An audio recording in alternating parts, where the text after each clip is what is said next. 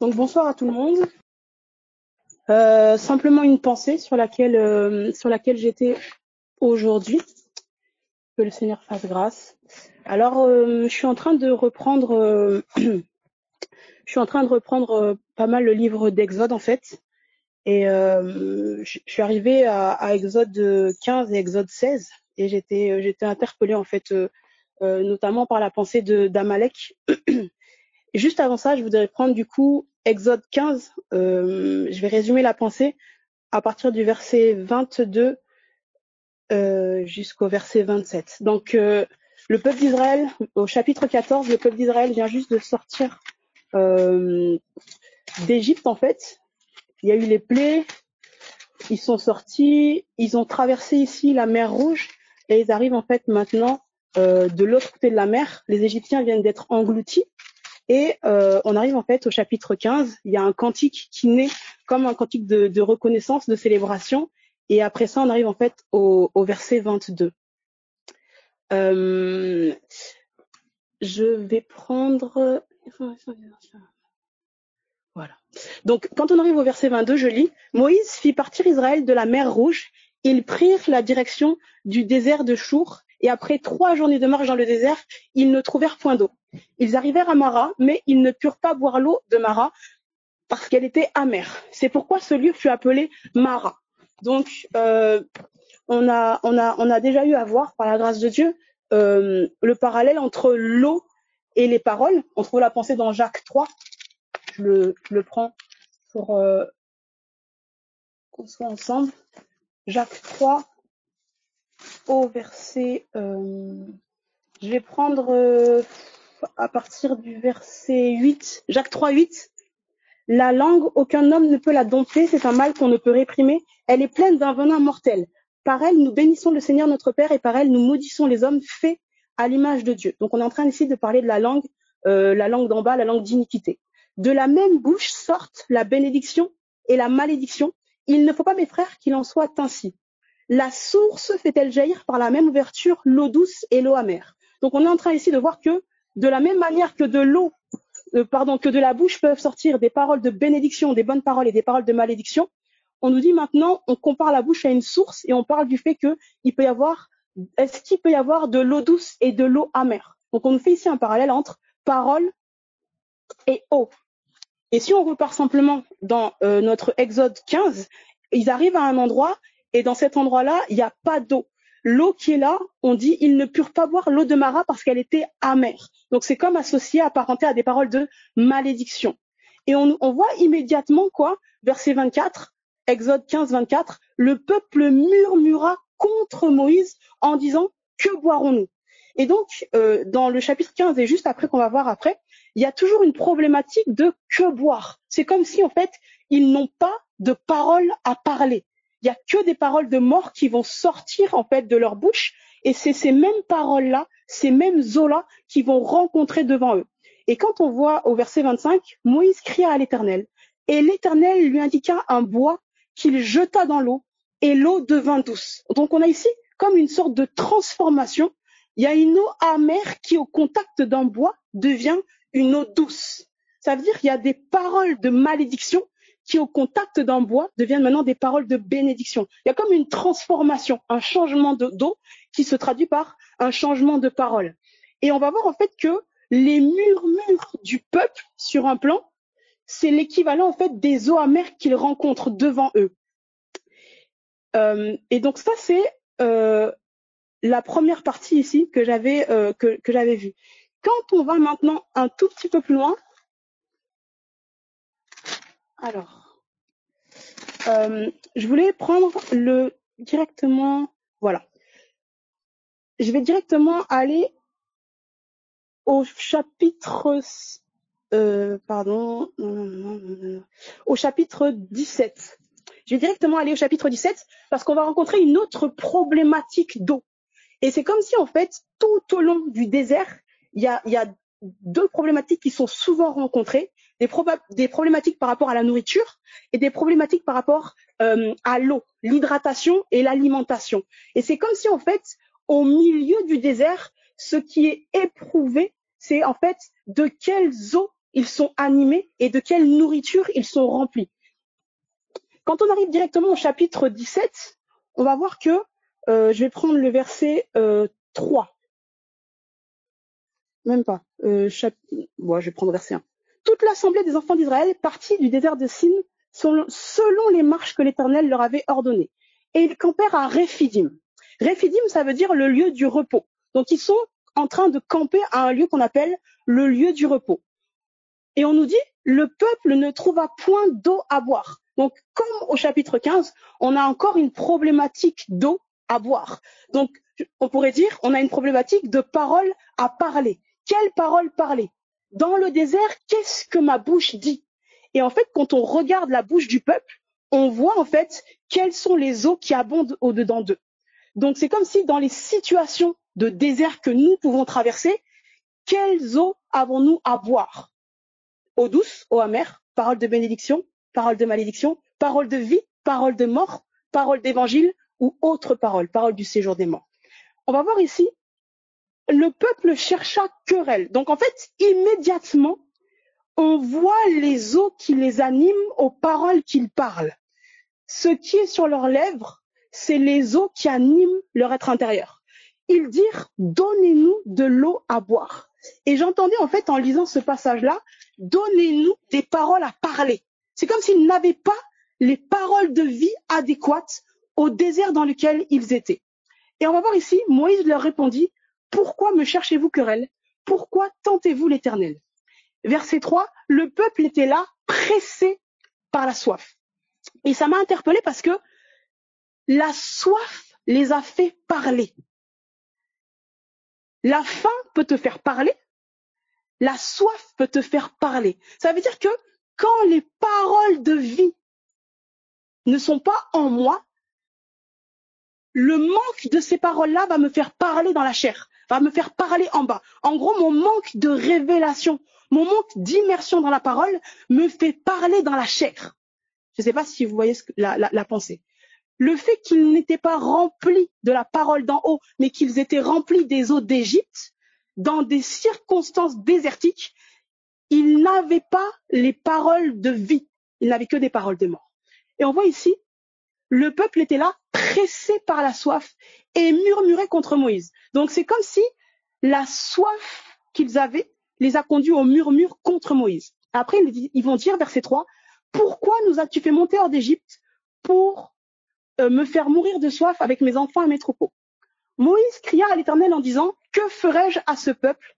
Encore un peu et ils me lapideront. » L'Éternel dit à Moïse, « Passe devant le peuple et prends avec toi des anciens d'Israël, prends aussi dans ta main ta verge avec laquelle tu as frappé le fleuve et marche. » Ici, j'étais interpellée parce qu'on nous dit quoi? Le peuple a soif et des murmures, donc en fait leurs eaux, les eaux de leur cœur, des murmures montent contre Dieu, contre Moïse, et Moïse va chercher de l'eau auprès de Dieu. Il se tourne vers Dieu. À qui irions-nous? Tu as les paroles de la vie. À qui irions-nous? Tu as les eaux de la vie. Il se tourne vers Dieu et il cherche en fait là-bas l'eau. Et voilà ce que Dieu va lui dire. Passe devant le peuple, prends avec toi des anciens d'Israël, prends aussi dans ta main ta verge, avec laquelle tu as frappé le peuple et marche. Voici, je me tiendrai devant toi sur le rocher d'Horeb. Donc on a ici Dieu qui va se tenir sur le rocher et on nous dit, tu frapperas le rocher, donc avec sa verge, et il en sortira de l'eau et le peuple boira. Et Moïse fit ainsi aux yeux des anciens d'Israël. Donc on a le rocher d'Horeb, Dieu qui est sur ce rocher et Moïse qui frappe le rocher avec sa verge et il en sort de l'eau. Et quand on va continuer, il y a deux épisodes en fait à Réphidim. Et j'étais interpellée parce que on n'a pas, comment dirais-je, on a, comment je peux expliquer ça? On a le peuple qui a soif et qui réagit d'une certaine manière. Et après, j'ai l'impression qu'on a un peuple qui a bu et qui du coup, face à une même épreuve, qui prend une autre forme, on n'entend plus la soif. On voit un peuple qui a bu. Et il y a un changement de posture. Et c'est cet élément-là, en fait, qui m'avait vraiment interpellée. Donc ici, le peuple n'a pas bu. Du coup, face au désert, il murmure. Ils s'en prennent à Dieu, ils s'en prennent à Moïse. Et Dieu pourvoit à l'eau à travers Moïse qui frappe le rocher de la verge. L'eau sort et le peuple boit. Quand on continue simplement, je suis à Exode 17, verset 8. Exode 17, verset 8. Amalek vint combattre Israël à Réphidim. Donc, pour rappel, Réphidim, c'est le lieu du repos. Au lieu du repos, ils ont eu soif. Un rocher a été frappé et de l'eau est sortie du rocher auquel le peuple est venu s'abreuver. Maintenant, on a quelqu'un qui s'appelle Amalek, celui qui demeure dans la vallée, ça signifie qui vient combattre Israël à ce même lieu-là. Et on nous dit, alors Moïse dit à Josué, on n'a pas ici Moïse qui va chercher Dieu, on n'a pas ce témoignage-là. Moïse prend immédiatement une posture, il donne des ordres. Il dit à Josué, choisis-nous des hommes, sors et combat Amalek. C'est comme s'il va y avoir un combat maintenant sur 2 étages. Il y a un étage avec Josué, des hommes, ils sortent, ils combattent. Et sur un autre plan, on a Moïse qui va monter sur la montagne avec Aaron et Hur et il va s'asseoir sur le rocher. Et j'avais l'impression que c'était le même rocher. Ça veut dire que juste avant, on a vu qu'il y a un rocher, Dieu est sur ce rocher-là, Moïse frappe le rocher et de l'eau sort, le peuple boit. Et juste après cet événement-là, Amalek vient combattre dans ce lieu de repos. Et on a un Moïse qui va monter, s'asseoir sur un rocher. Et depuis cette posture-là, depuis cette posture de repos, en fait, depuis les paroles qu'il a bues, mener le combat. Ça veut dire que je ne peux pas mener un combat sans être rempli d'eau. Je ne peux pas mener de combat sans être rempli d'eau, sans avoir bu au rocher. Donc, je vais lire simplement à partir du verset 9, Exode 17, 9. Moïse dit à Josué, choisis-nous des hommes, sors et combat. Combat Amalek. Demain, je me tiendrai sur le sommet de la colline, la verge de Dieu dans ma main. Et je voulais reprendre ici le mot verge. Je ne sais pas si quelqu'un l'a. Voilà, verge, c'est flèche, trait, sceptre. Il monte en fait armé d'une pensée, armé d'une parole, armé d'une révélation. Il monte avec une autorité. On nous dit, Josué fit ce que lui avait dit Moïse pour combattre Amalek. Et ici, combattre, c'est comme, il y a la notion de faire la guerre, de vaincre, d'attaquer, d'assiéger. On nous dira, Moïse et Aaron montèrent au sommet de la colline. Lorsque Moïse élevait sa main avec la verge, Israël était le plus fort.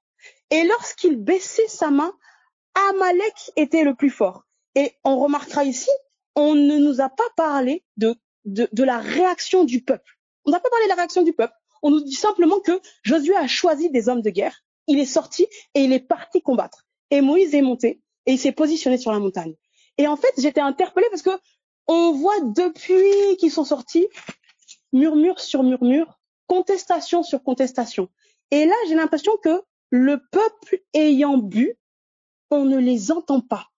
On les voit marcher sur la parole inspirée de Moïse, obéir, se positionner, et on voit Moïse donner des ordres et, combattre depuis la montagne. Et j'avais comme cette pensée-là, qu'en fait, ayant bu, ils étaient armés, équipés, remplis, afin de combattre Amalek sous la direction, en fait, de Moïse. Ils étaient comme équipés et armés pour le combat. Ça veut dire que si je ne suis pas rempli de l'eau du rocher, je ne peux pas vaincre Amalek dans la vallée. Il était nécessaire de boire les eaux, de recevoir les paroles de vie, afin de mener ce combat-là. Et c'est un combat qui s'est mené depuis la montagne, assis sur le rocher. C'est ça. Donc, je suis en train d'aller. C'est ça. Donc, c'est cette pensée-là, remplie des eaux du rocher. Ils sont partis combattre sans murmure. Remplis des eaux du rocher, ils ont mené les combats à mener au sein du désert. Ça veut dire que, certes, quand je traverse le désert, ma part à moi, c'est de me remplir de l'eau du rocher afin que Amalek soit confronté depuis la mentalité d'en haut, depuis un lieu élevé, pas pressé par la soif, mais rempli et dominé par la parole de vie. On nous dira donc, verset 11, lorsque Moïse élevait sa main, Israël était le plus fort, et lorsqu'il baissait sa main, Amalek était le plus fort. Pour rappel, dans sa main, il y avait le sceptre, les traits, les flèches, la verge d'autorité. Et ici, quand il dit lorsqu'il baissait sa main, je suis allée voir, en fait, ça m'a interpellée. Et baisser ici, c'est accorder du repos, se taire. Ça veut dire que quand la verge était élevée, une voix parlait. Et quand la verge était abaissée, une voix se taisait. Quand la verge parlait, le peuple d'Israël avait l'ascendant. Et quand la verge était baissée, donc se taisait, quand on accordait du repos, alors c'est Amalek qui prenait le dessus. On nous rend pas le témoignage qu'Amalek était plus fort. On nous rend le témoignage que la posture de la verge donnait l'ascendant ou non au peuple qui se battait en fait dans la vallée. Et du coup, cette verge-là, c'est comme la parole sur nos lèvres. Ce qui est sur ma bouche donne l'ascendant à des armées. Par ma bouche, on dit, mes paroles sont esprit et vie. Christ va rendre ce témoignage dans Jean 6, 63. Mais les paroles que je vous ai dites sont esprit et vie. On nous dira aussi, la vie et la mort sont au pouvoir de la langue. Ça veut dire que par ma bouche, des paroles de vie peuvent être libérées. Par ma bouche, des paroles de mort peuvent être libérées. Ce que je dis permet à une réalité de se déployer et ce que je ne dis pas ne permet pas à une réalité de se déployer. Ça veut dire que le combat du cœur est un combat qui se joue sur les lèvres. Ce que je dis permet à une réalité en fait d'opérer. Je sais pas si je me fais comprendre. C'est ça. On nous dit ici, verset 12, Exode 17, 12, je continue simplement à lire. Les mains de Moïse étaient fatiguées. Ils prirent une pierre qu'ils placèrent sous lui et il s'assit dessus. Et ici, quand on regarde, pour rappel, juste avant, un rocher a donné de l'eau. Et ici, Moïse s'assied sur un rocher. C'est comme s'il boit. C'est comme s'il vient s'abreuver de quelque chose. Il vient comme renouveler ses forces. Il vient comme s'entretenir de paroles. Et c'est assis sur cette pierre-là qu'il va continuer le combat jusqu'à, on va nous dire, jusqu'au coucher, je pense, du soleil. Et ici, quand on rend témoignage que Moïse était fatigué, ses mains étaient fatiguées. En fait, fatigué ici, c'est la pensée de ennuyeux, lourd, endurci. Il y a aussi la pensée de inintelligible. Ésaïe 53.1. Ésaïe 53.1 nous dit, qui a cru à ce qui nous était annoncé? Qui a reconnu le bras de l'Éternel? Qui a cru à ce qui nous était annoncé? Qui a reconnu le bras de l'Éternel? Donc on fait le lien ici entre une annonce et le bras de l'Éternel. Et ici, quand on reprend dans Exode, on voit que il y a des mains qui sont comme languissantes, qui sont comme fatiguées. Et on nous dit, quand on regarde le sens de ce mot-là, on nous dit ennuyeux, endurci, lourd, inintelligible. Ils prirent une pierre qu'ils placèrent sous lui et il s'assit dessus. Aaron et Hur soutenaient ses mains. Soutenaient ses mains. Il y a la notion de supporter et de garder. Donc il y avait comme la pensée qu'en fait, il y a un témoignage qui était à garder. Il y a une annonce qui était à garder. Et on sait que dans les Écritures, on nous rend le témoignage. On va nous dire par exemple, ne vous alourdissez pas. Ne vous alourdissez pas par le manger et le boire, les soucis de la vie. Vous voyez? Donc il y a comme des mains fatiguées. Ça peut aussi être comme un cœur, une bouche alourdie. Un cœur endurci, chargé. Une parole qui devient comme inintelligible. Et on a ici Aaron et Hur qui viennent soutenir l'annonce, soutenir la confession, soutenir le décret, soutenir la verge en fait. C'est-à-dire que il y a une fermeté qui est exigée dans le combat au niveau de la montagne et cette fermeté-là dans le décret assure en bas, dans la vallée, la victoire, l'ascendant du peuple d'Israël sur Amalek. Donc l'enjeu du combat se jouait sur la fermeté de la verge en haut. Donc ça veut dire que la fermeté de ma confession, de mon cœur persuadé par l'évangile, la fermeté du décret, une bouche en quelque sorte qui ne bronche pas. C'est un combat qui est mené dans la foi où Israël a l'ascendant sur Amalek. Ça veut dire que les Amalécites de mon cœur sont réduits à néant à mesure où ma bouche confesse Christ et que mon cœur adhère au témoignage de l'évangile. Une bouche ferme, une foi affermie, ça veut dire une foi constante. Une bouche qui ne bronche pas en parole, mais qui garde le témoignage de Christ. Et il y a comme cette pensée de soutien. C'est comme si une révélation qu'on m'a donnée est soutenue par d'autres révélations, par les exhortations, la méditation, la lecture, la prière. Il y a un soutien nécessaire afin que les bras restent en haut, que la verge en fait reste élevée. Et on nous dit, Aaron et Hur soutenaient ses mains l'un d'un côté, l'autre de l'autre, et ses mains restèrent fermes jusqu'au coucher du soleil. Et Josué vainquit Amalek et son peuple au tranchant de l'épée. Et ici, c'est interpellant parce qu'au tout début, verset 8, on nous a simplement témoigné que Amalek, donc le roi, vint combattre Israël à Réphidim.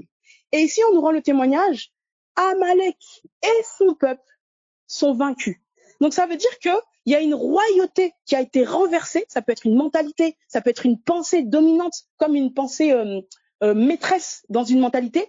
Et lorsque cette pensée-là, lorsque cet Amalek a été renversé, son peuple aussi a été renversé. Et c'est vraiment cette réalité-là où, dans le désert, le cœur est comme mis sous pression.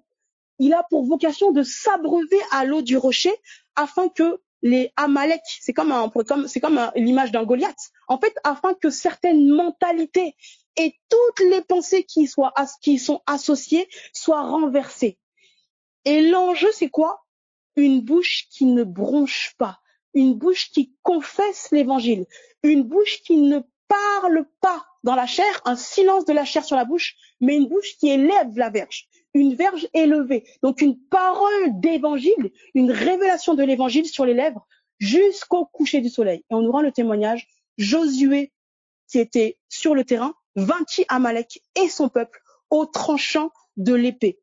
L'Éternel dit à Moïse, écris cela dans le livre pour que le souvenir s'en conserve. Et déclare à Josué que j'effacerai la mémoire d'Amalek de dessous les cieux. Et la dernière pensée ici qui m'interpellait, il y a une fois quelqu'un qui me posait la question, mais est-ce que c'est possible que le Saint-Esprit nous enlève en fait certains souvenirs comme pour nous que le cœur soit affranchi? Et ici, on nous rend le témoignage que Dieu lui-même va effacer le souvenir. Il y a comme une réalité où, de mon cœur, le souvenir des Amalécites, d'Amalek et son peuple, peut être retiré. L'esprit peut faire ça. Renouveler l'intelligence d'un cœur afin que les souvenirs des Amalécites qui sont venus me combattre dans un lieu de repos disparaissent.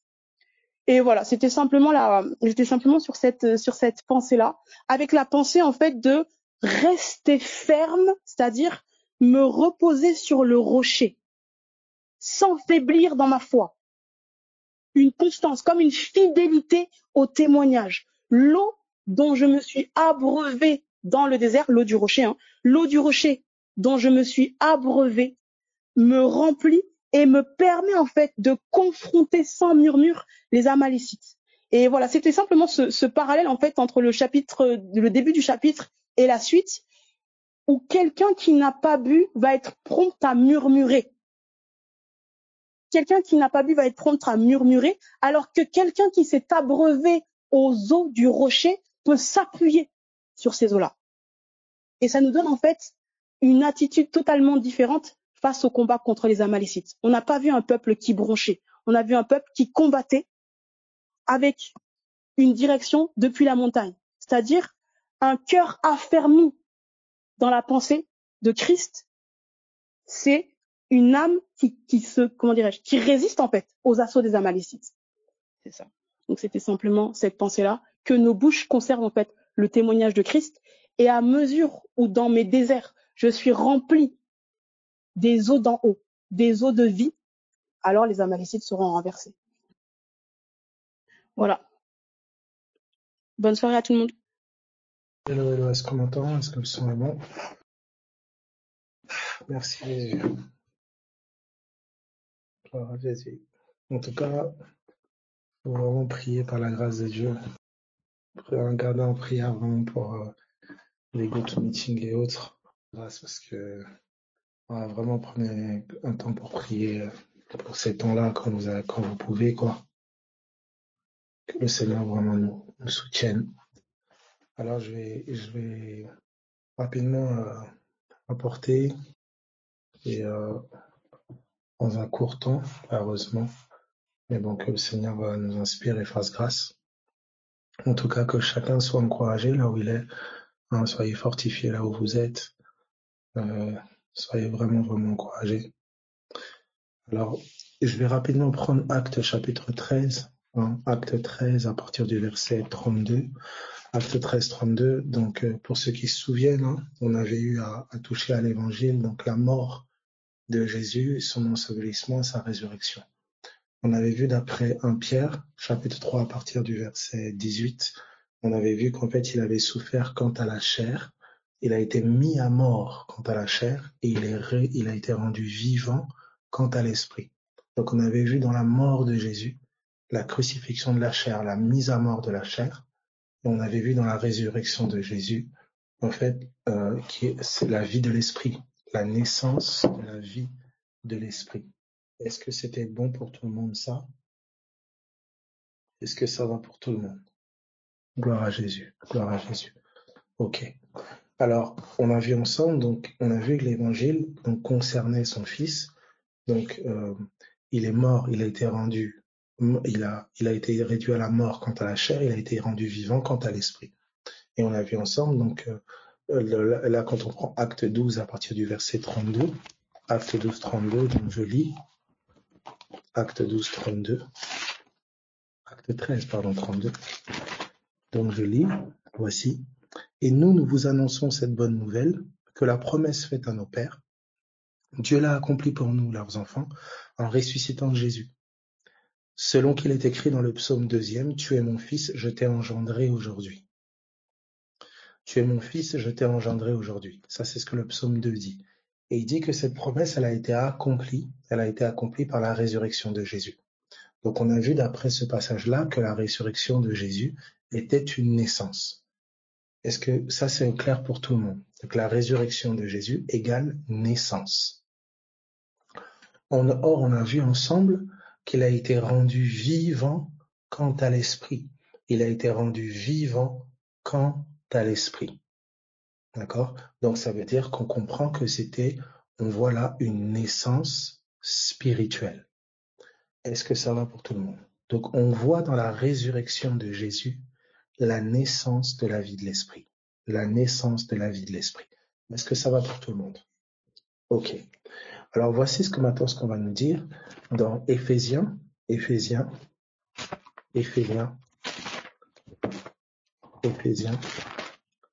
chapitre 2, à partir du verset,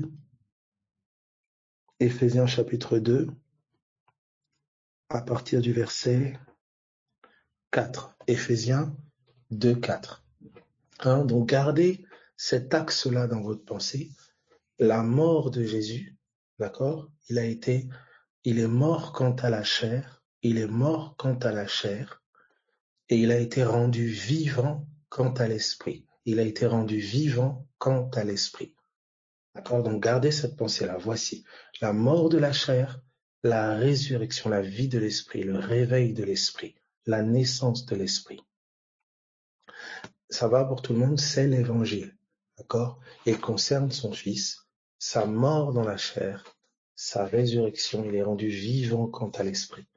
Donc si vous voulez, c'est la toile sur laquelle on va peindre tous les mystères et toutes les révélations.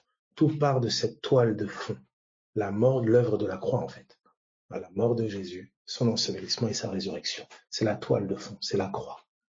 Alors regarde maintenant, regardez ce qui est dit. Il est dit dans Éphésiens chapitre 2,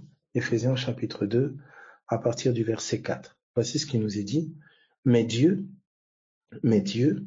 qui est riche en miséricorde à cause du grand amour dont il nous a aimés, mais Dieu, qui est riche en miséricorde à cause du grand amour dont il nous a aimés, nous qui étions morts par nos offenses, nous a rendus vivants, avec Christ, nous a rendus vivants avec Christ. Nous qui étions morts par nos offenses, il nous a rendus vivants, avec Christ. Il nous a rendus vivants avec Christ. D'accord? Donc regardez maintenant ce qu'il dit. Il nous a ressuscités ensemble. Il nous a ressuscités ensemble et il nous a fait asseoir ensemble dans les lieux célestes en Jésus. Donc on voit maintenant que la résurrection de Jésus, donc le Jésus rendu vivant quant à l'esprit, eh bien on est en train de me dire que j'ai été ressuscité avec lui. Donc voici le jour de ma naissance. C'est la résurrection de Jésus. Quand Jésus est ressuscité, je suis né. Est-ce que ça va pour tout le monde?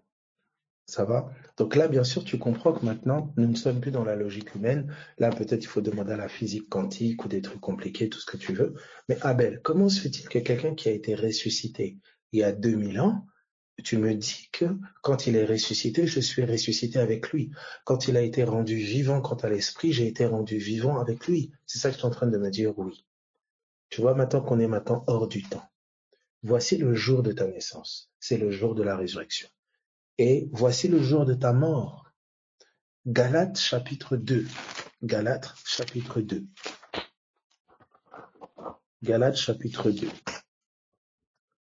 Galates chapitre 2 à partir du verset 20. Galates 2, 20. Galates 2, 20. Voici ce qui est dit.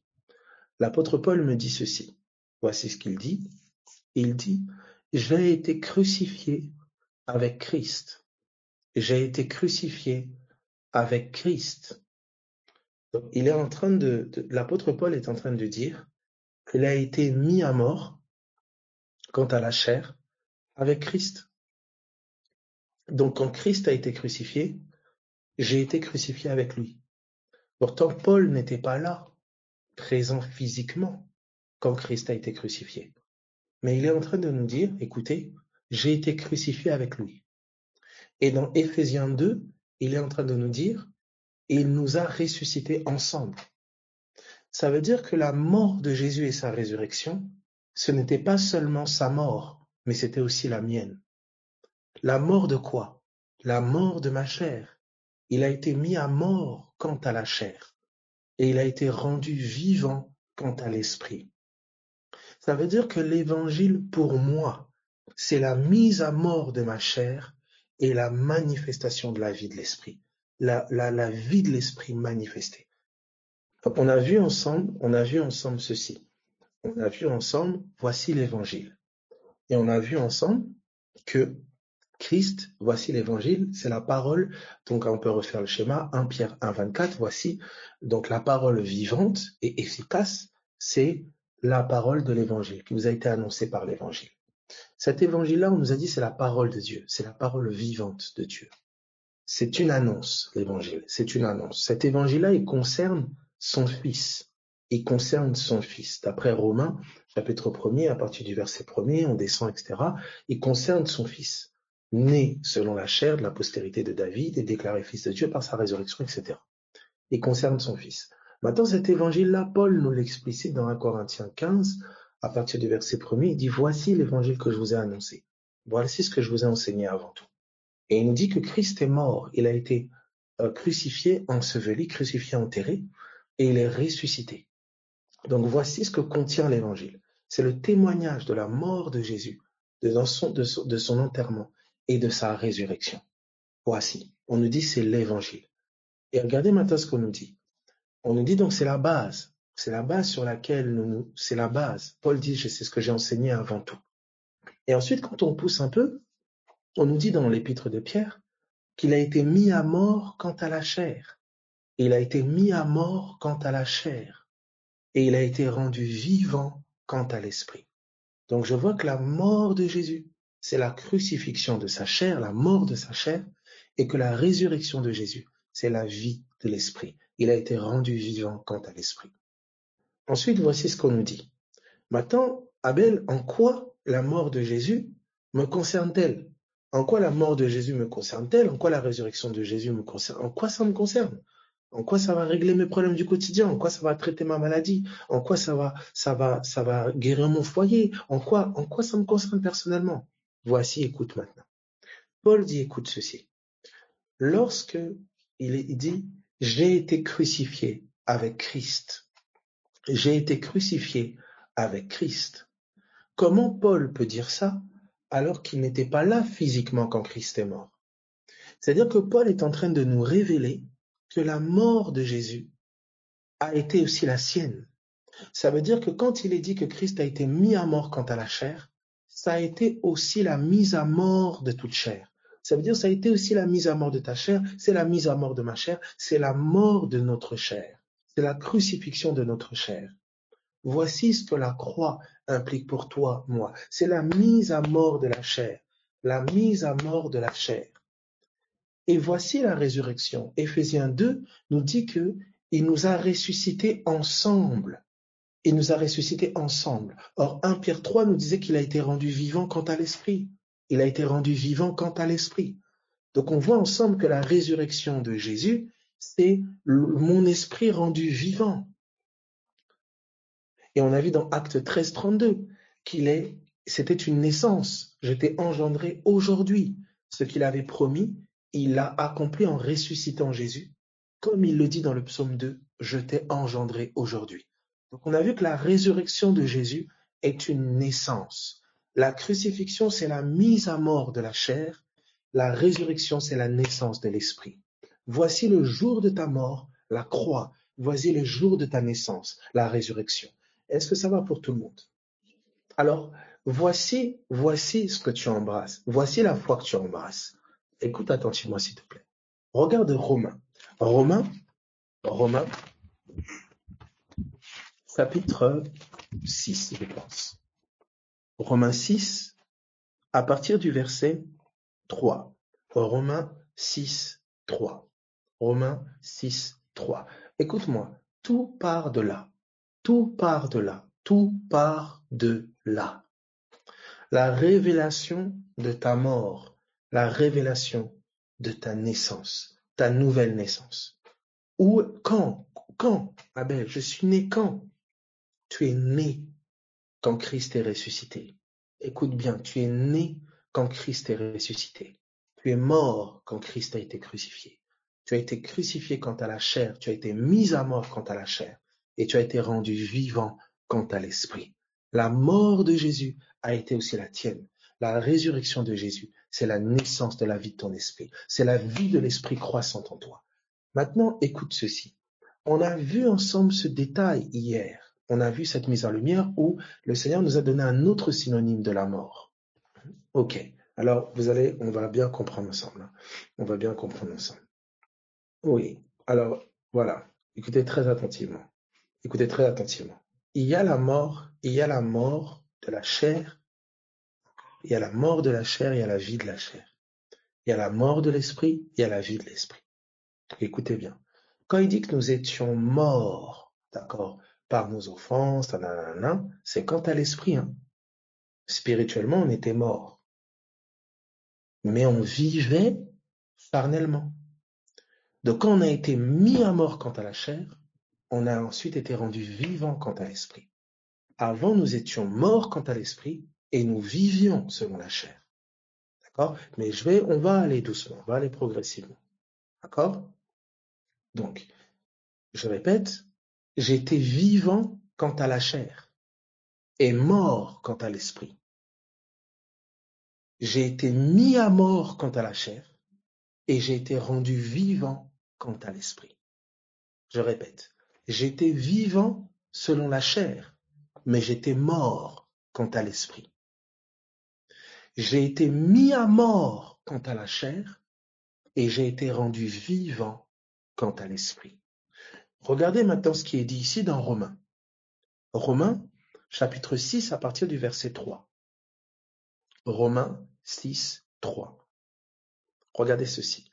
Donc vous voyez que là, on part de l'évangile, de la mort d'un semblé homme, quelqu'un qui est mort il y a 2000 ans, quelqu'un qu'on dit être ressuscité, Maintenant, on arrive à toute une réalité où on voit toute une humanité crucifiée, toute une humanité naissante.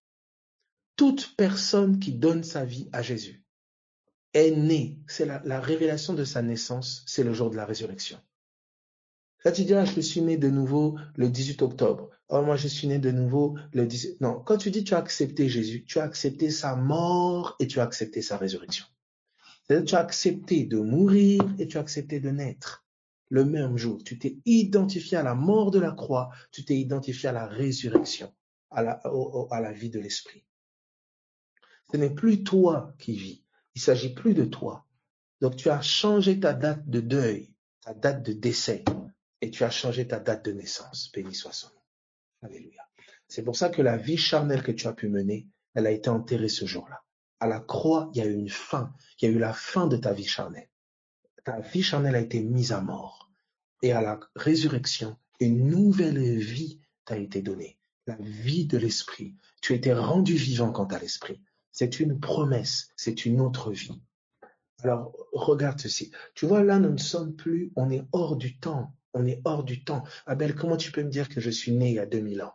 Oui, on est hors du temps. Comment Paul dit, j'ai été crucifié avec Christ, alors qu'il n'était pas là quand Christ est mort? Comment peut-il dire qu'il nous a ressuscités ensemble, alors que nous n'étions pas là quand il est ressuscité, physiquement? Vous comprenez? Il y a toute une réalité maintenant qui nécessite maintenant que tu comprennes la révélation. Que tu comprennes la révélation. Accepte cette vérité de l'évangile, la vérité de l'évangile, que la mort de Jésus a été aussi la tienne, que la résurrection de Jésus, c'est ton esprit rendu vivant. C'est l'évangile, c'est la parole de vérité. Alors quelqu'un dit, pourquoi la chair se manifeste encore si elle est morte? Ok. Maintenant, je te pose une simple question aussi. Comment se fait-il que comment se fait-il que tu étais mort hier, mais tu marchais, tu circulais, tu bougeais? Si je te demandais ce qu'hier tu savais que tu étais mort, tu ne savais pas. Alors je te pose la question aujourd'hui, est-ce qu'aujourd'hui tu sais que tu es vivant? Tu ne sais pas. C'est ça le problème, le manque de révélation. Ta chair n'est pas vivante parce que tu bouges, parce qu'il y a des choses qui se manifestent. Non, je te parle de la parole de vérité. Soit tu marches par les faits, soit tu marches par la vérité. On arrive progressivement, on arrive. Béni soit son nom. Regardez ceci, regardez. Merci Jésus. Oh, quelque chose est en train de tomber. Quelque chose est vraiment profondément en train de tomber. Écoute s'il te plaît. Dans Romains chapitre 6, à partir du verset 3. Ignorez-vous que nous tous qui avons été baptisés en Jésus, c'est en sa mort que nous avons été baptisés? Ignorez-vous. C'est pas quelque chose que tu dois sentir. C'est quelque chose que tu dois savoir. Ignorez-vous que nous tous qui avons été baptisés, c'est en sa mort. Ça veut dire que dès l'instant où tu as pris la décision de donner ta vie à Jésus, qu'est-ce que ça signifie? Tu as accepté l'évangile, tu as adhéré à l'évangile. Qu'est-ce que tu as fait? Tu t'es identifié à la mort de Jésus. Tu as fait la mort de Jésus tienne. Et tu as fait la résurrection de Jésus tienne. Donc, il est en train de dire ici, ignorez-vous. C'est pour ça que quelqu'un qui tient à sa vie charnelle, qui est encore là, à aimer la chair, à aimer sa vie charnelle, mon ami, comment voulez-vous qu'il accepte? Là, c'est un suicide.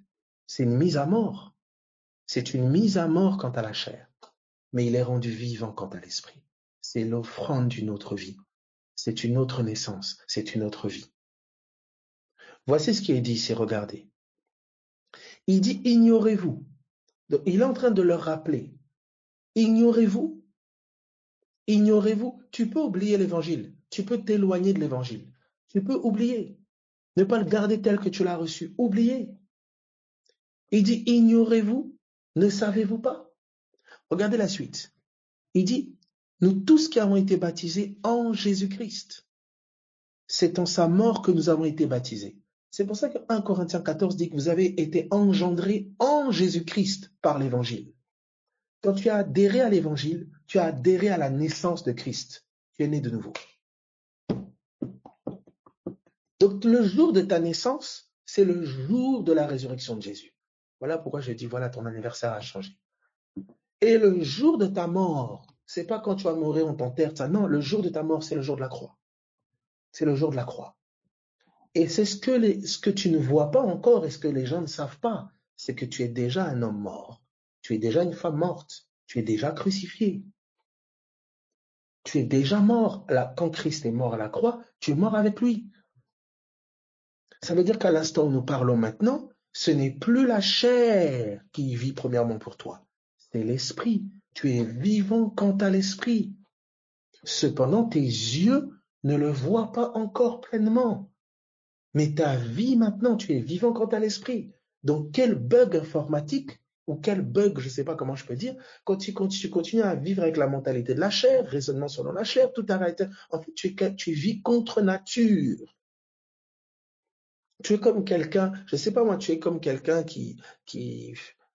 comment dire, tu es né, je sais pas moi, tu es un être humain et tu continues à te comporter, à marcher comme un cheval ou comme une vache ou comme un chien. Voilà.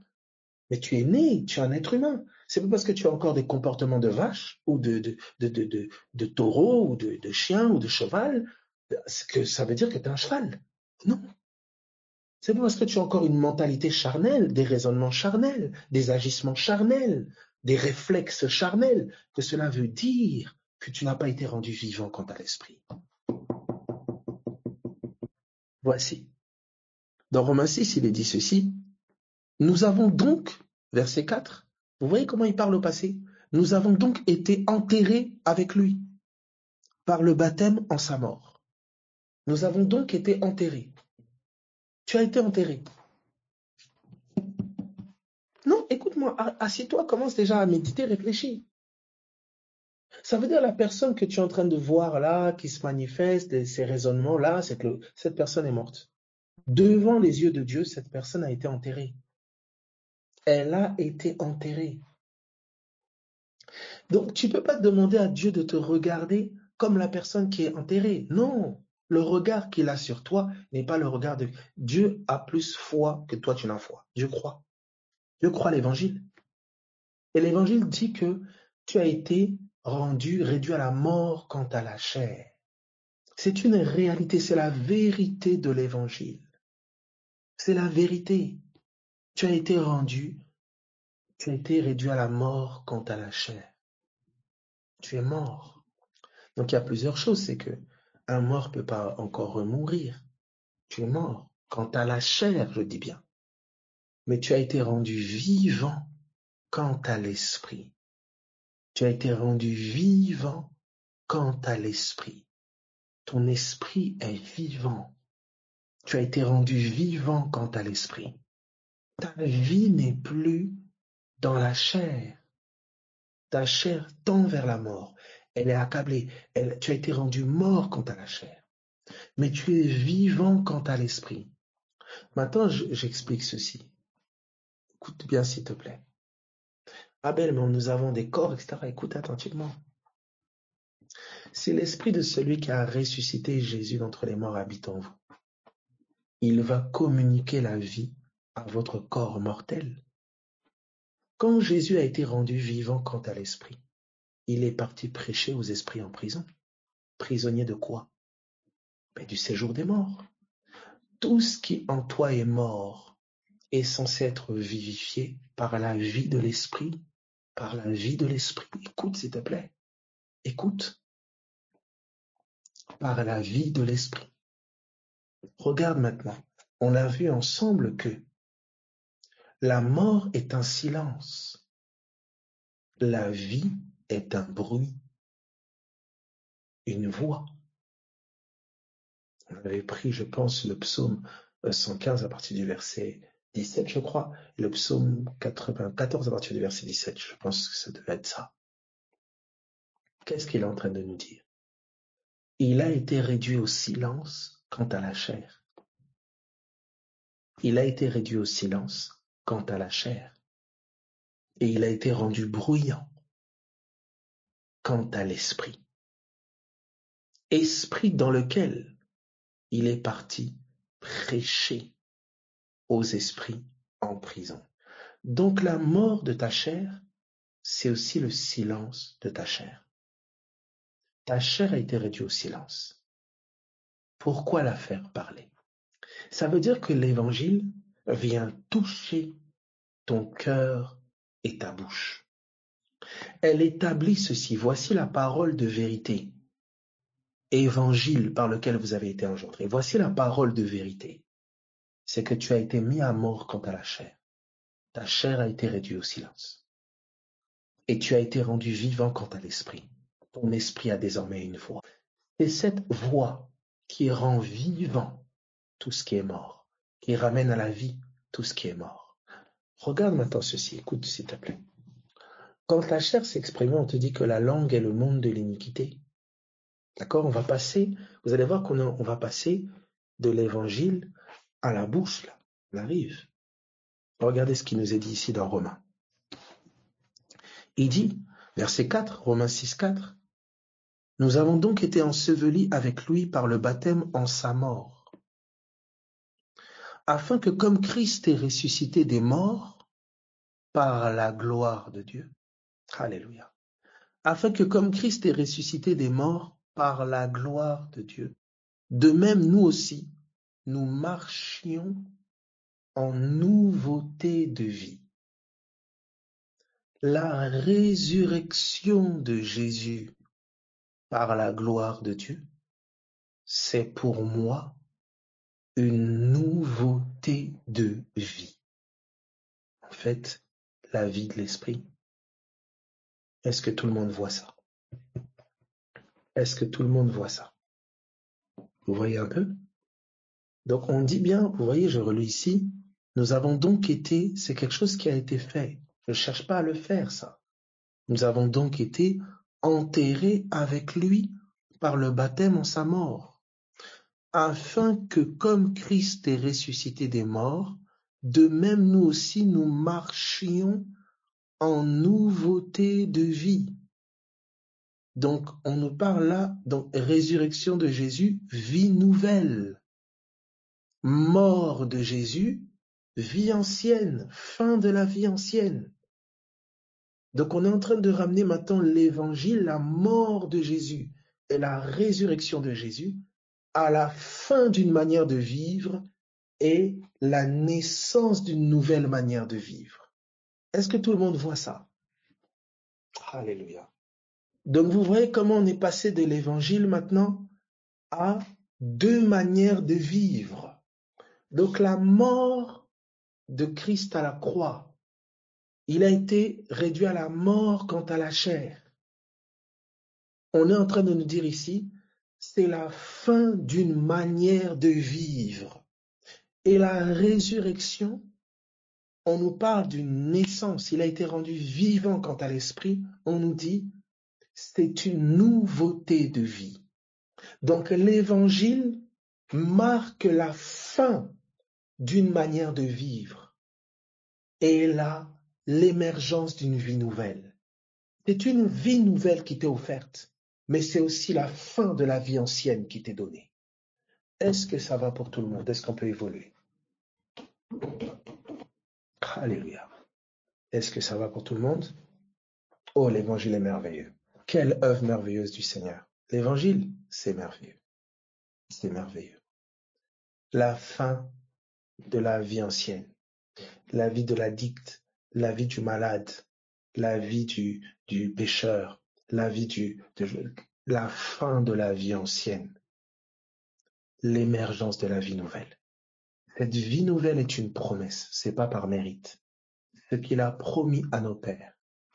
Est-ce que ça va pour tout le monde? On va aller. Suivez d'abord, simplement, on arrive. Ça va aller. Les réponses sont là. Voici maintenant ce qui est dit, regardez. Il continue, il dit, en effet, verset 5, si nous sommes devenus une même plante avec lui, si nous sommes devenus une même plante avec lui, par la conformité à sa mort, nous le serons aussi. Il n'a pas dit nous sommes aussi.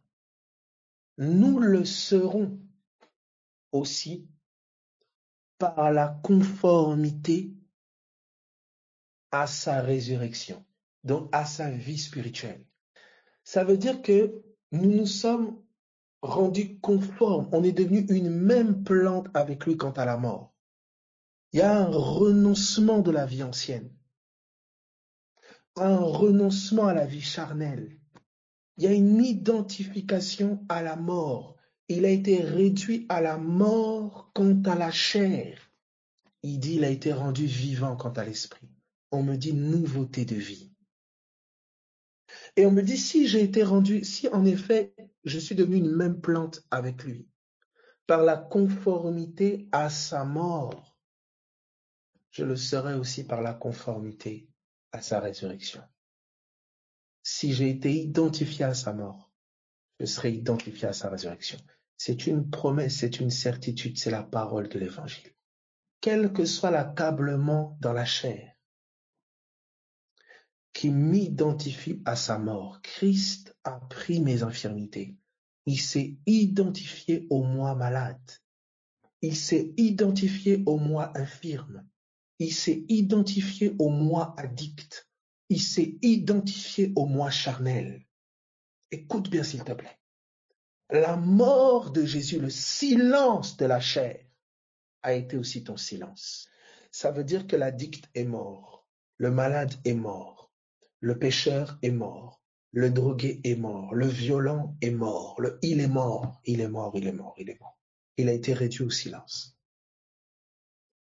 Mais j'ai été crucifié avec Christ. Paul dit, si je vis maintenant, comment je vis alors? Si j'étais mis à mort, comment je fais? Je suis là. Il dit, c'est par la foi au Fils de Dieu. Ça veut dire c'est par la foi au ressuscité. C'est par la confiance dans la vie nouvelle. J'ai confiance dans la vie nouvelle. J'ai confiance dans le fait qu'il y a une autre vie en moi. Qu'il y a une vie nouvelle en moi. J'ai confiance dans la vie nouvelle. J'ai été rendu vivant quant à l'esprit. Ma chair semble se détériorer. La mort est une réalité qui est là, oui, mais j'ai été rendu vivant quant à l'esprit. C'est la confiance dans cette vie nouvelle dans laquelle je me confie. C'est une promesse. C'est une promesse. C'est une certitude. Tu vis. Il y a un autre plan où tu vis. Il y a un autre plan où tu es guéri. Il y a un autre plan où tu es vivifié. Tu abondes de vie. Comment je sais? C'est l'évangile. C'est l'évangile. Est-ce que la mort assommée dans la résurrection de Jésus est alors la démonstration de l'évangile toujours présent depuis le commencement? L'évangile a toujours été. C'est la parole de Dieu. Donc dès le commencement, la terre était informe et vide. Il y avait des ténèbres à la surface de l'abîme. Croix. Que la lumière soit. Résurrection. Il y eut un soir. Croix. Il y eut un matin. Résurrection. Il y eut un soir. Croix. Il y eut un matin. Résurrection. Alléluia. Tous les jours de Genèse, c'est l'évangile. C'est pour ça que Jésus dit la nuit vient. Parce que quand il est venu à la croix, ce fut un soir. Et quand il est ressuscité, on vous dit l'étoile brillante du matin. C'est-à-dire, quel que soit le soir de ta vie, quelle que soit la nuit, quelle que soit la croix vécue, il y a un matin. Il y a un matin. Et pour toi, le matin, c'est la vie de l'esprit manifesté. C'est la parousia. C'est l'esprit, oh là là, c'est Christ manifesté. Il y a un matin individuel, il y a un matin corporatif, il y a un matin mondial. Jésus est vivant. Regardez maintenant ceci. Regardez ceci. Il continue, il dit ceci. Il dit, en effet, si nous sommes devenus une même plante avec lui par sa mort, verset 5, il dit, nous le serons aussi par la conformité à sa résurrection. Sachant, vous voyez toujours, ignorez-vous, sachant, vous voyez, c'est quelque chose que je dois savoir. Je dois savoir. Je dois savoir. La croix a mis fin à ton ancienne vie. C'est pour ça qu'elle est tellement bonne pour les fatigués. pour les épuisés, pour les suicidaires, pour les abous. C'est pour vous la croix. C'est pour toi la croix, la fin. C'est la fin de cette vie-là. Mais la résurrection est un nouveau commencement. La résurrection est un autre matin. La résurrection est une autre vie qui t'anime. Et ça n'a rien à voir avec tes efforts ou quoi. Non, c'est un message, c'est une annonce. Dieu t'annonce quelque chose. Regardez ceci. Il dit, merci Jésus. Oh mon matin, je prie au nom de Jésus, quelle que soit la forme de croix qui s'incarne. Paul dit, ce qui manque aux souffrances de Christ, je l'achève en ma chair pour son corps qui est l'Église. La croix continuait de s'incarner au travers de la chair de Paul, comme la croix continue de s'incarner. L'Évangile est une œuvre éternelle. Mais de la même manière que la croix continue de s'incarner, de la même manière la résurrection continue de s'incarner. Merci Jésus. Quelle que soit la forme de croix, je crois en la forme de résurrection. Je crois au matin pour toi. Attends-toi à cette vie promise. Attends-toi à cette vie de l'esprit. Quelle que soit la forme de la croix, quel que soit le soir, quelle que soit la nuit, attends-toi au matin. Attends-toi au matin. Accepte l'évangile. Adhère à l'évangile. J'ai été mis à mort quant à la chair. Je suis un homme mort. Je suis une femme morte. J'ai été mis à mort quant à la chair. Mais je suis rendu vivant quant à l'esprit. Je suis rendu vivant quant à l'esprit. Et cette vie est d'abord exprimée sur mes lèvres. Alléluia. Cette vie, ce salut est dans mon cœur et sur mes lèvres. Regardez ceci. Merci Jésus. Merci Jésus. Merci Jésus. Merci Jésus. Tu es rendu vivant quant à l'esprit. Tu vis. Tu vis. Vous qui avez le Fils, vous avez la vie. Tu vis. Tu vis. Alléluia. Tu vis. Que ton langage change. Que ta bouche soit changée. Je prie que la parole, la pierre ardente tirée de l'autel, puisse toucher tes lèvres. Puisse toucher tes lèvres. Que le feu d'en haut puisse toucher tes lèvres. Toucher tes lèvres. Et que comme Ésaïe 6, Ésaïe dit, cette pierre ardente a touché mes lèvres. Il dit, le péché est expié. Alléluia. Que le feu d'en haut touche tes lèvres. Que le feu d'en haut touche tes lèvres. Que le feu d'en haut consume dans tes entrailles, dans la nuit de tes entrailles. Que tout ce qui est de la nuit soit consumé. Que le feu d'en haut lève un nouveau jour en toi. Le Dieu qui a dit que la lumière soit a fait briller la lumière dans nos cœurs. Le Dieu qui a dit que la lumière soit a fait briller la lumière dans le cœur. Quelle lumière? La lumière de l'Évangile. La lumière de l'Évangile. Le Dieu de ce siècle a aveuglé leur intelligence afin qu'ils ne voient pas briller la splendeur de l'Évangile. Quelle splendeur! Quelqu'un a été mis à mort pour moi et quelqu'un est ressuscité, a été rendu vivant pour moi. Par lui je meurs, par lui je suis mort, par lui je suis né. Alléluia. Par lui je suis né. Au nom de Jésus-Christ de Nazareth, je prie que tu n'en veuilles plus aux gens quand ils oublient tes anniversaires. Ils te rappellent tes anniversaires, c'est bien, tu as des beaux cadeaux le jour où tu es né dans la chair. Mais le cadeau du jour où tu es né dans l'esprit, oh là là, c'est le Saint-Esprit.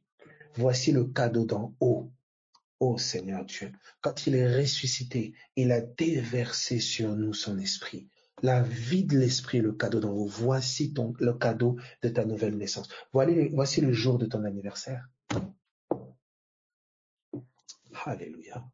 Cesse de t'identifier à une vie qui n'est plus la tienne, par ta bouche, par tes pensées. L'Évangile dit, tu as été mis à mort, mais tu te conserves toi-même vivant, par ton cœur, par ta bouche, par ta mentalité, par tes discours, par tes dires. Toi-même, c'est de la nécromancie. Tu entretiens l'Égypte, tu entretiens les morts. Au nom de Jésus-Christ de Nazareth, quel que soit le souvenir qui t'amène aux morts, que ces souvenirs soient renversés au nom de Jésus-Christ de Nazareth. Jérémie disait, voici ce que je veux repasser dans mon cœur. Voici ce que je veux repasser dans mon cœur. Chaque matin, Isaïe, il éveille mon oreille afin que j'écoute comme écoutent les disciples chaque matin. Je prie qu'à chaque manifestation de la vie de l'esprit, chaque matin, ton oreille s'ouvre, que l'oreille de la foi s'ouvre. Ce que j'ai entendu, ce que j'ai vu, ce que j'ai contemplé, ce que j'ai touché, que ton oreille soit ouverte le matin. Au nom de Jésus-Christ de Nazareth. Au nom de Jésus-Christ de Nazareth. Regardez ce qui est dit ici. Quel langage merveilleux l'évangile. Voyez comment tout est concentré autour de l'évangile. Voici comment l'évangile est le mystère caché de Dieu. Vous parlez de la fin du monde, mais la fin a eu lieu à la croix. La fin de toutes les fins du monde que vous pouvez décrire ne sont qu'incarnations de la croix. Toutes les nouvelles, les réveils, tout ce que vous voulez, avènements, tout ce ne sont que l'incarnation de la résurrection.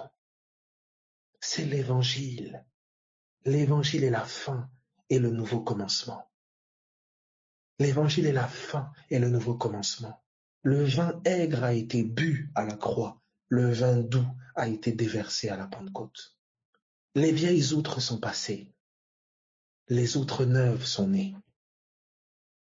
L'œuvre de l'Évangile concentre absolument tout le mystère du monde, la croix. Nous devons remettre la croix au centre des messages. On doit remettre l'Évangile au centre. Qui est Christ et son œuvre achevée, parfaite? La fin et un nouveau commencement. La croix, c'est là où tout prend fin. La résurrection, c'est là où tout commence. C'est pourquoi même si dans ta chair, écoute-moi, quelle que soit ta forme de situation, écoute-moi, la croix c'est la fin, mais il n'est pas resté dans le tombeau. Quelles que soient les fins qui peuvent être annoncées, tu n'en connais qu'une seule, c'est la croix. Mais on t'a parlé d'une résurrection. C'est dans cette vie promise que tu te confies. Les hommes ont tous constaté la crucifixion. Ils y ont même participé. Mais ce n'est pas tout le monde qui a vu le ressuscité. Le monde ne me verra plus, mais vous, vous me verrez, parce que je vis et que vous vivrez aussi. Je prie au nom de Jésus-Christ de Nazareth, que tu ne sois pas que de ceux qui ne voient que la fin, qui ne voient que la mort de la chair, qui ne voient que la maladie dans la chair, qui ne voient que le descriptif des hommes et des humains. Voici, crucifiez-le. Mais que tu sois aussi de ceux qui disent qu'il est vivant, qui annoncent qu'il est vivant, que celui que vous avez crucifié, Dieu l'a ramené d'entre les morts. Il est vivant. La vie de l'esprit a été manifestée. Brasso feria de canta, beria de feria de santo robo chata. La vie de l'esprit a été manifestée. Si nous ne sommes que de ceux qui parlent la mort, oh il est malade, oh il est ceci, ou elle est cela, ta bouche n'est pas que... Non, la croix est le silence de la chair pour nous. La résurrection est une autre bouche qui s'est ouverte. Le tombeau est ouvert. La bouche est ouverte. Quelle est ta confession? Quelle est la confession qui mène au salut? Quel est ce tombeau fermé? Voici. On dit ils l'ont vaincu à cause du sang de l'agneau et la parole de leur témoignage. L'accusateur de nos frères, ils l'ont vaincu à cause de la parole du témoignage. Leur bouche était ouverte. Vous voulez parler de Jérusalem? Ses portes sont ouvertes jour et nuit. C'est la ville de la résurrection. C'est la ville où les portes sont ouvertes. Mais quel langage, Église? Quelle parole t'anime? Bresso fareba santa. Quelle parole t'anime? Regardez ce qui est dit ici. On est dans Romains chapitre 6. À partir du verset, je prie au nom de Jésus-Christ de Nazareth que le langage d'en haut te soit communiqué. Que le langage d'en haut que ce soit communiqué, que ce soit en langue, que ce soit en prophétie, inspiré, que le langage d'en haut, que le langage de la résurrection, que la bouche du tombeau ouvert te soit communiqué. Ta bouche est une porte ouverte, ta bouche est un tombeau ouvert où la vie de l'esprit en sort. Tu n'as plus la langue d'iniquité. Elle a été crucifiée. Le serpent inique a été crucifié. Il a été cloué.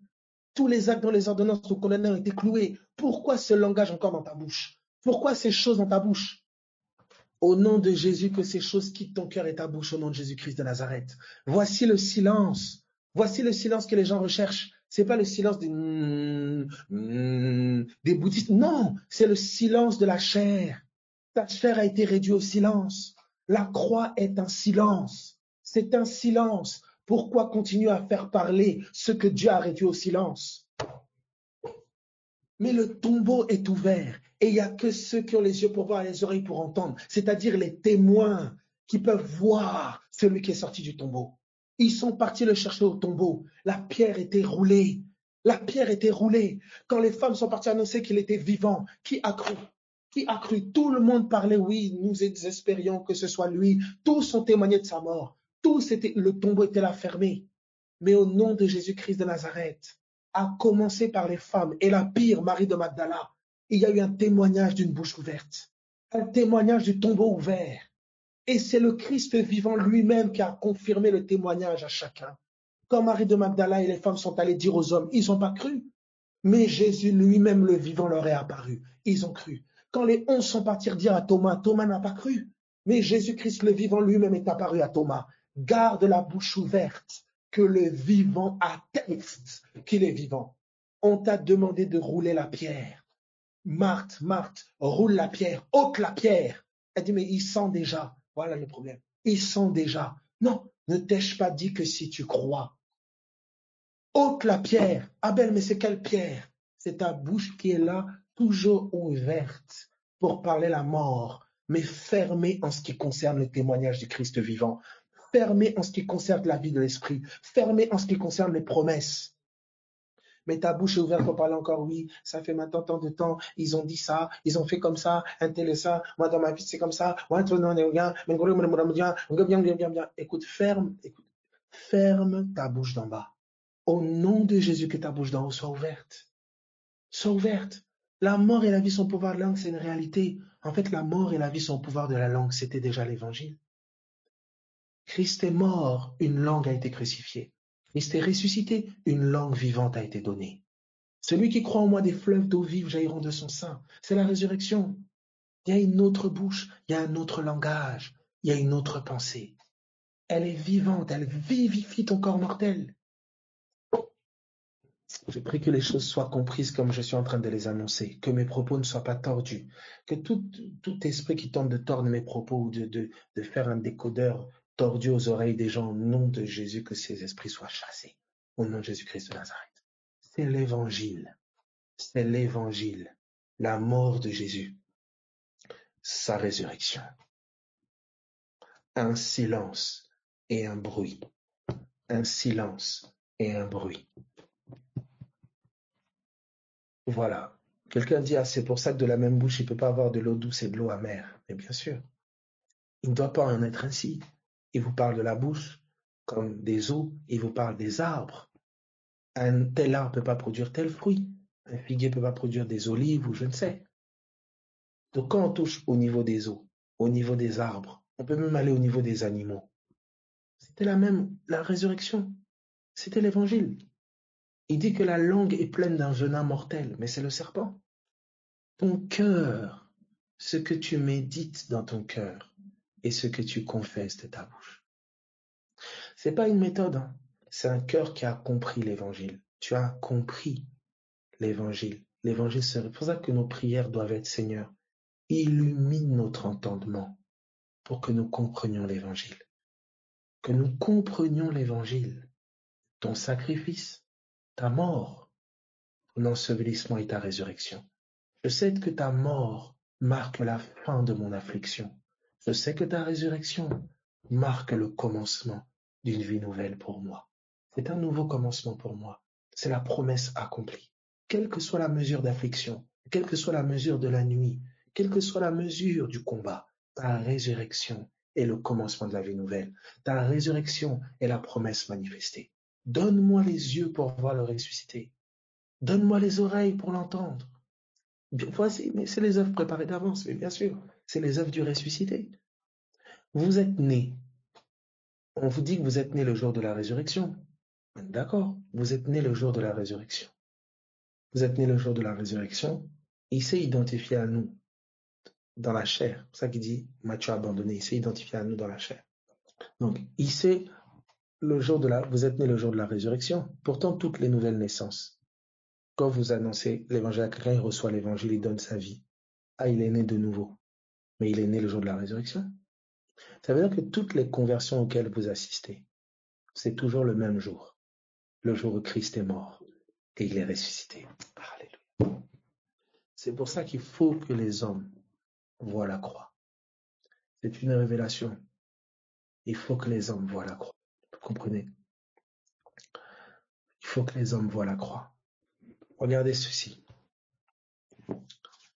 Je vais maintenant aller dans un peu plus pragmatique. Merci Seigneur. On vous dit maintenant ceci dans 2 Corinthiens chapitre 13 à partir du verset 4. Parce que, ok Abel, j'entends. Maintenant dans mon quotidien, comment ça s'établit? Écoute s'il te plaît. Voici. 2 Corinthiens 13, 4. 2 Corinthiens 13, 4. Voici. Donc déjà, tu as entendu, j'ai dit ceci. La croix, la fin d'une ancienne manière de vivre. La fin d'une manière de vivre. La résurrection, nouveauté de vie. Une vie nouvelle. Une vie nouvelle. Je répète, une vie nouvelle. Donc, la croix, fin. Résurrection, vie nouvelle. Voici ton combat. L'ennemi va tout faire pour te garder mort quant à la vie nouvelle, vivant quant à la vie ancienne. Je répète, l'ennemi va tout faire pour te garder mort quant à la vie nouvelle, vivant quant à la vie ancienne. Mais Abel, on a vu que mort et vie, c'est silence et bruit. Donc l'ennemi va tout faire pour te garder silencieux quant à la vie nouvelle et bruyant quant à la vie ancienne. Alléluia.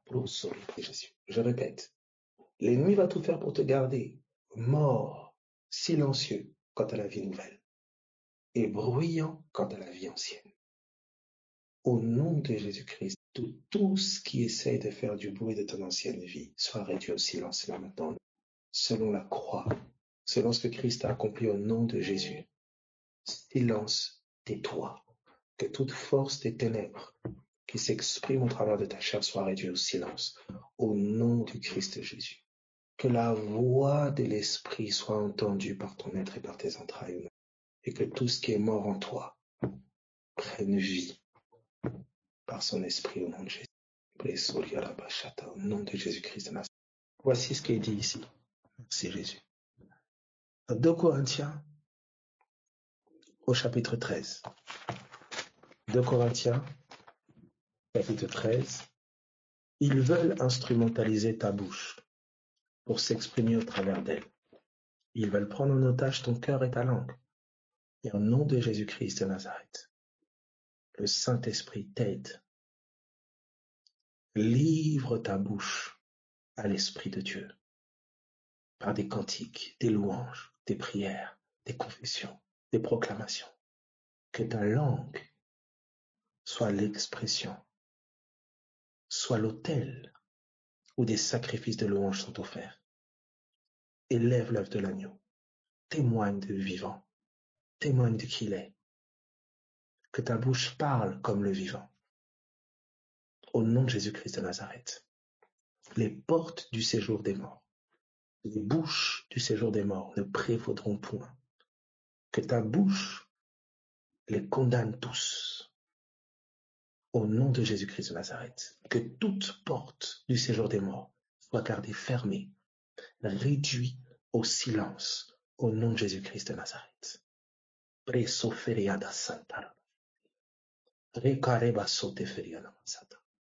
Que toute bouche du séjour des morts soit réduite au silence dans ta vie. Que toute parole de mort prononcée de près ou de loin au nom de Jésus-Christ de Nazareth, qui travaille dans tes entrailles, qui travaille d'une manière ou d'une autre dans ta vie, au nom de Jésus, la bouche de Dieu s'est ouverte en ta faveur. La bouche de Dieu s'est ouverte en ta faveur. Que ces paroles soient gardées dans ton cœur et sur tes lèvres. Jésus est vivant. Jésus est vivant. Tu as une autre vie qui t'anime. Tu as la vie d'en haut qui t'anime. Tu as la vie d'en haut qui t'anime. C'est la vie du ressuscité. Tel il est, tel tu es. Tel il est, tel tu es. Que ta bouche soit rendue conforme à la sienne. Que ta bouche soit rendue conforme à la sienne. Que vos deux lèvres ne deviennent qu'une seule porte, celle du ciel. Je mets mes paroles dans ta bouche. Je fais de ta bouche ma bouche. Parle comme le ciel parle. Les paroles ne sont pas de moi, elles sont de celui qui m'a envoyé. Voici ce que notre maître nous a dit. Tu m'aimes, garde mes paroles. Vous êtes déjà purs à cause des paroles que je vous ai annoncées. Alléluia. Donne-moi le gouvernail de ton bateau. Livre-moi ta bouche. Alors ton corps suivra. 2 Corinthiens chapitre 13 à partir du verset 4. 2 Corinthiens 13, 4. Voici ce qui est dit. Alléluia. Car il a été crucifié à cause de sa faiblesse. Car il a été crucifié à cause de sa faiblesse.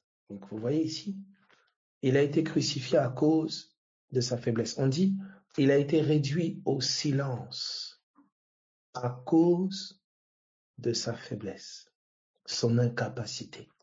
Qu'est-ce qui a conduit à ce que la chair soit réduite au silence? La faiblesse, l'incapacité. Qui contribue à travailler à cette incapacité, cette faiblesse?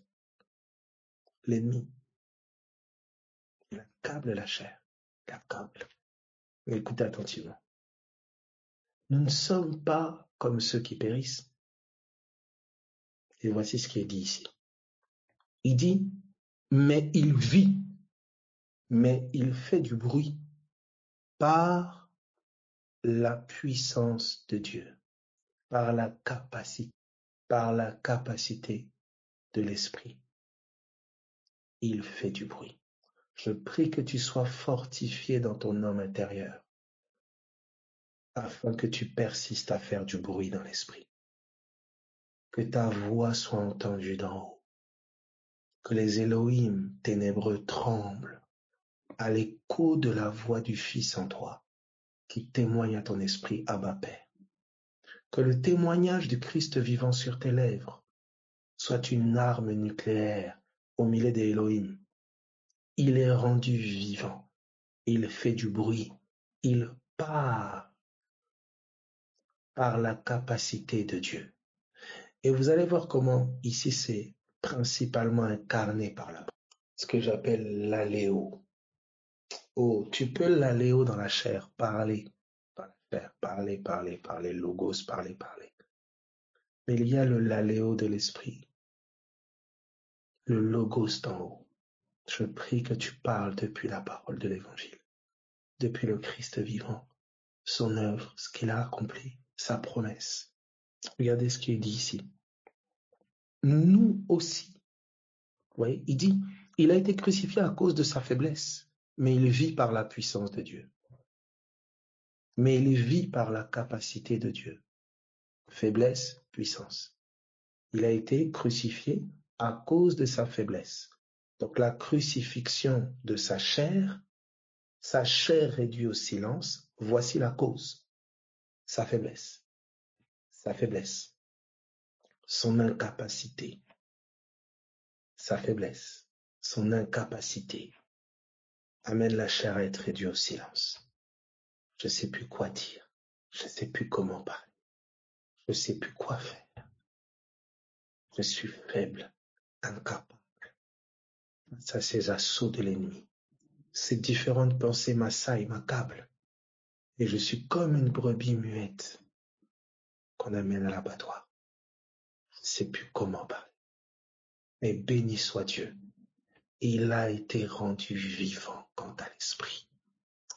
Que lorsque la chair est réduite au silence, que des langues, que des paroles inspirées sortent de toi, que des cantiques émergent de toi au nom.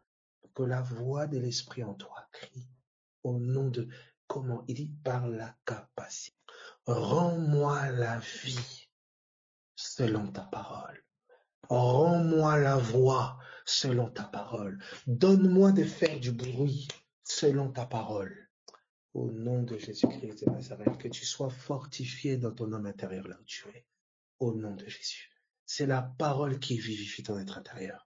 C'est la parole qui dépose le logos dans ton cœur et sur tes lèvres. Regarde ce qui est dit ici. Il continue, il dit, nous aussi, il s'identifie. Nous aussi, voici ce qu'il dit, nous sommes faibles en lui. Pas nous serons, nous sommes faibles en lui. La chair est faible. Nous sommes faibles en lui. La chair est faible. La chair est faible. Donc, il dit, il a été crucifié à cause, voici la cause, à cause de sa faiblesse. Qu'est-ce qui a affaibli? Le péché de l'humanité, l'ennemi, les ténèbres, tout ce que vous voulez. La chair est faible. Il dit, nous aussi nous sommes faibles. Nous aussi nous sommes faibles. À cause de cette faiblesse dans la chair, nous vivons la mort. Nous vivons la crucifixion. Nous vivons la mort, l'incapacité. L'incapacité face à la maladie. L'incapacité face aux calomnies. L'incapacité face aux situations épreuves diverses. La chair est faible. Mais voici ce qu'il dit. Nous aussi, nous sommes faibles en lui, mais nous vivrons avec lui par la capacité de Dieu pour agir envers vous. J'aime cela. Il dit pour agir envers vous. Voici la vocation de Obresa Feria de Cantarabasata. Voici la vocation de cette vie. Il dit pour agir envers vous. Il n'y a pas de plus grand amour que de donner sa vie. Cette vie-là de l'esprit, cette vie du ressuscité, s'exprime dans sa plénitude par l'amour, lequel? Celui de livrer sa vie. Voilà comment Paul dira d'une autre forme, il dira la mort agit en moi, la vie agit en moi. Tu entends cela? Cette vie-là n'est pas une vie égoïste. La vie du ressuscité n'est pas une vie nombriliste. C'est pas une vie égoïste. Non. C'est une vie qui pense au salut de l'humanité. C'est une vie qui pense à la joie des autres. C'est une vie qui pense à la paix des autres. C'est une vie qui pense à ce que les autres rencontrent Dieu. Cette vie-là, elle annonce la paix, elle annonce la joie, elle annonce la puissance, elle annonce la résurrection, elle annonce l'espérance. Cette vie-là est une vie qui sauve le perdu. Il dit, nous aussi, nous sommes faibles en lui, la faiblesse de la chair. Mais il dit, nous vivrons avec lui par la puissance de Dieu. Je reprends le même passage pour terminer sur le même axe. Cette vie-là, Abel, Jésus nous dira, veillez et priez. Matthieu 26. Voici la place que va prendre maintenant l'esprit de prière. Ma maison sera une maison de prière. Regardez s'il vous plaît. Ma maison sera une maison de la voix des vivants, de la voix de la résurrection. Alléluia. La résurrection te donne une langue de prière. La résurrection. Oh, c'est 7. Oh, je vois 7. Lorsque Abel a été tué, la parole dit 7 remplaça Abel. Voici la résurrection. Abel a été mis à mort par Caïn. Il a été mis à mort par Caïn. Mais il a été rendu vivant par Seth. Seth a remplacé Abel. Il a été rendu vivant. Seth est une forme de résurrection d'Abel. Mais voici ce qui est dit de Seth. C'est là qu'on commença à invoquer Dieu à nouveau. Ça veut dire que la résurrection, Bressolia, te donne un langage d'incantation. C'est Jésus. Le vivant vit pour Dieu. C'est une vie, cette nouveauté de vie, elle est pour Dieu. Elle est pour Dieu. Elle est pour Dieu. Elle n'est pas pour le voisin, la voisine. Elle est pour Dieu. Et depuis Dieu, elle sert les hommes. Elle est pour Dieu. Elle est pour Dieu. Ma vie est pour toi, Jésus. Cette vie, la vie à laquelle tu as mis fin, était égoïste, égocentrique, centrée sur les choses d'en bas, ayant pour Dieu le ventre. Mais la vie à laquelle tu as donné naissance est une vie pour toi. Des sentiments pour toi, un désir pour toi, une volonté pour toi, des projets pour toi, des rêves pour toi. C'est toi, toi, toi. Jésus, Jésus, Jésus, Jésus. Je termine avec Matthieu ici. Matthieu 26. Matthieu 26. Matthieu 26. Matthieu 26. À partir du verset, Matthieu 26, à partir du verset 40. Matthieu 26, 40 plutôt. Alléluia. Merci Jésus. C'est une vie promise. C'est une vie promise. Tu me l'as promis. Et il vint vers les disciples qu'il trouva endormis. Il vint vers les disciples qu'il trouva endormis. Je répète, oh le réveil. Il vint vers les disciples qu'il trouva endormis. Regardez, ils étaient endormis. Oh, celui qui dort, il dort la nuit. Écoutez, ils étaient endormis.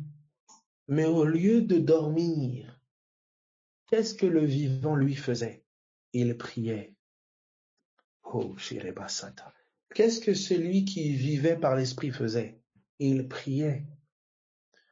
Qu'est-ce que ses disciples charnels faisaient? Ils dormaient. Regardez ceci, regardez ce qui est dit. Il dit, et il vint vers les disciples qu'il trouva endormis. Et il dit à Pierre, vous n'avez donc pu veiller 1 heure avec moi? L'Esprit dit, vous n'avez donc pu veiller 1 heure avec moi? J'y arrive pas. Mais par ta capacité, par ta grâce, ô Seigneur, dans mon incapacité, mis à mort, dans mon incapacité, j'ai été endormi. À cause de ma faiblesse, on m'a endormi. À cause de ma faiblesse, on m'a réduit au silence. Mais au nom de Jésus, par ta capacité, par ta grâce, que ton esprit de prière anime mon être. Que la maison de prière que je suis appelé à être soit en ton nom, Seigneur Jésus. Que la vie en moi que tu m'as donnée s'exprime, parle.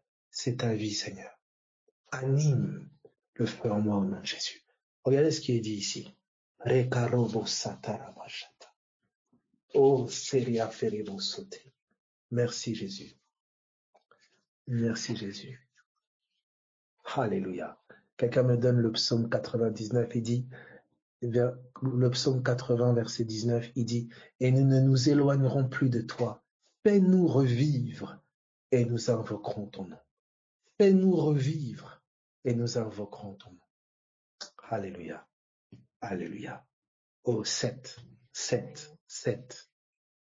Fais-nous revivre et nous invoquerons ton nom. C'est ce qui est dit ici. Il dit, veillez et priez afin que vous ne tombiez pas dans la tentation. La chair est faible. Voici ce qu'il dit. L'esprit est bien disposé. Le mot bien disposé là, c'est prêt. L'esprit est prêt. L'esprit est prêt. Le ressuscité est prêt. Le vivant est prêt. Il est prêt pour le combat. Il est prêt pour cette épreuve. Il est prêt pour cette situation. Il est prêt pour ces événements. L'esprit est prêt. Le vivant est prêt. Le ressuscité est prêt. Il est bien disposé. Il est fort. Il est prêt. Et il est en toi. Il est en toi. Il est prêt. Voici ce qu'il dit. Mais la chair est faible. Nous sommes faibles. en lui. La chair est faible. Donc là encore, il est en train de nous sortir l'évangile. L'esprit est bien disposé, mais la chair est faible. Nous avons la croix, la mort et la résurrection ici déjà. Mais voici ce qu'il nous dit. Veillez et priez. Veillez et priez. Veillez et priez. Veillez. Il dit l'esprit est prêt. La chair, elle est faible. L'esprit est prêt. Donc il dit veillez et priez. Donc il connecte veille et prière à l'esprit. À l'esprit. Qu'est-ce que faisait juste avant? Il dormait. Il connecte le sommeil à la chair faible. À la chair faible. Sommeil, mort. Chair faible. Chair faible. Qu'est-ce qui a ramené à la vie celui qui était mort? Le Dieu qui a ressuscité. Christ entre les morts. Habite en toi. Par la capacité du Dieu vivant, je me réveillerai, je veillerai, je prierai, je vivrai. Ni par ma force, ni par ma puissance, mais par son esprit. Par son esprit. Cette vie est une vie promise. Cette vie est une vie de grâce. L'humble, celui qui reconnaît sa faiblesse. L'incapable. Parmi vous qui avez été appelés, il n'y avait ni fort, ni homme riche, fort, noble, etc. Mais il a choisi les choses faibles. Le choix de l'évangile, c'est les incapables, les faibles. Quant à la chair, afin que toute la gloire ne soit attribuée qu'au ressuscité. Qu'au ressuscité.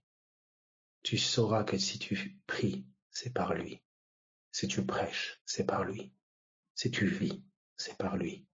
C'est sa vie en toi. Si je vis, ce n'est plus moi qui vis. Nous sommes faibles en lui. Si je vis par la foi, par la confiance dans le Fils de Dieu, par la confiance dans le ressuscité, par la confiance dans cette vie nouvelle qui est en moi, qui s'exprime par des paroles, qui s'exprime par différentes voies. Je vis par la confiance dans cette vie nouvelle, qui est en moi. Béni soit Dieu. Soyez fortifiés, soyez encouragés là où vous êtes. Que le Seigneur vraiment vous fortifie. Soyez vraiment fortifiés au nom de Jésus. Soyez fortifiés. C'est une vie promise. C'est une vie promise. Bon courage à tous. Passez une bonne nuit. Bye bye.